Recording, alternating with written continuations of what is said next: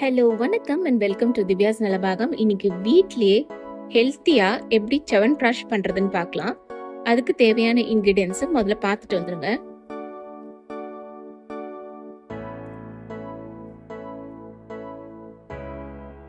இதுக்கு முதல்ல ஒரு 1/4 கிலோ நெல்லிக்காவை நல்லா கழுவிட்டு ஒரு ப்ரெஷர் குக்கர்ல சேர்த்துருங்க. அதுல 1 கப் தண்ணி விட்டுட்டு நல்லா மூடி போட்டு ஒரு 4 விசில் வர வரைக்கும் ப்ரெஷர் குக் பண்ணுங்க. அடுப்பு ஆஃப் பண்ணிடுங்க. ப்ரெஷர் தானா அடங்கட்டும்.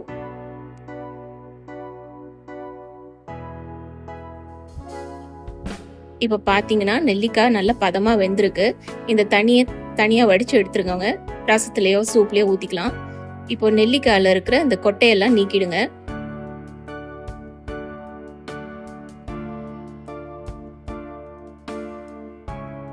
இந்த நெல்லிக்காயை இப்போ ஒரு மிக்ஸி ஜார்ல டிரான்ஸ்ஃபர் பண்ணிடுங்க.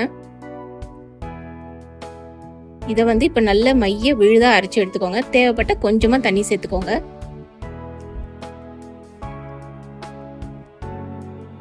இது அப்படியே இருக்கட்டும்.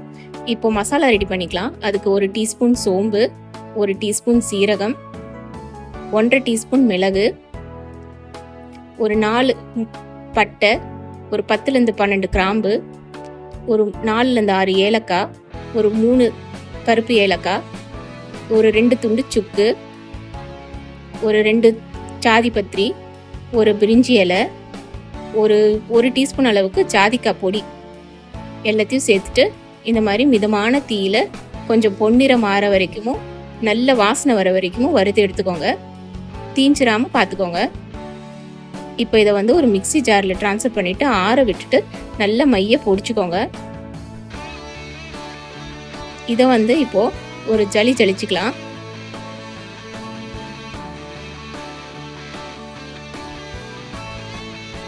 நமக்கு இந்த மசாலா பவுடர் ரெடி ஆயிடுச்சு. இது அப்படியே இருக்கட்டும். இப்போ ஒரு பேன்ல ஒரு 2 டேபிள் ஸ்பூன் அளவுக்கு சுத்தமான நெய் எடுத்துக்கோங்க. இதுல இந்த அரைச்ச ஆம்லா விழுத சேர்த்துருங்க. இதை மிதமான தீயில கைவிடாம கிளறிட்டே வாங்க. ஒரு 5 நிமிஷம் நல்லா கிளறுங்க. உங்களுக்கு கலர் மாறுறது தெரியும். இப்போ ஒரு 1/2 கப் அளவுக்கு வெல்லம் சேர்த்துக்கோங்க. பொடிச்ச வெல்லம் தான் எடுத்திருக்கேன். அதையும் சேர்த்துட்டு நல்லா கலந்து விட்டுடுங்க.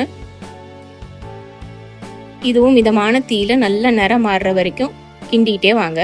இந்த மாதிரி கலர் மாறும், கொஞ்சம் கெட்டி பட்டுரும். இப்போ பொடிச்சு வச்சு அந்த பொடியை சேர்த்துக்கோங்க. சேர்த்துட்டு அதையும் நல்லா கலந்து விட்டுட்டு மிதமான தீயில கிண்டிகிட்டே வாங்க. இந்த நெய்யெல்லாம் கக்கும். பார்த்தீங்கன்னா இந்த மாதிரி ஒரு கன்சிஸ்டன்சி வரும். தொட்டு பார்த்தீங்கன்னா ஒட்டாம உருட்ட வரும்.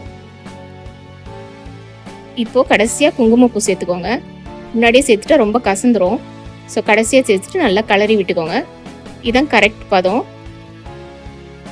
இதை இப்போ அடுப்பை ஆஃப் பண்ணிடலாம்.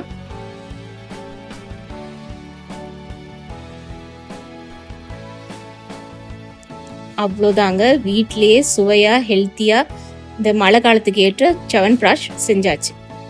எப்படி இருக்குன்னு செஞ்சு பார்த்துட்டு உங்க வியூஸை கமெண்ட்ஸ்ல சொல்லு. தேங்க்யூ ஃபார் வாட்சிங்.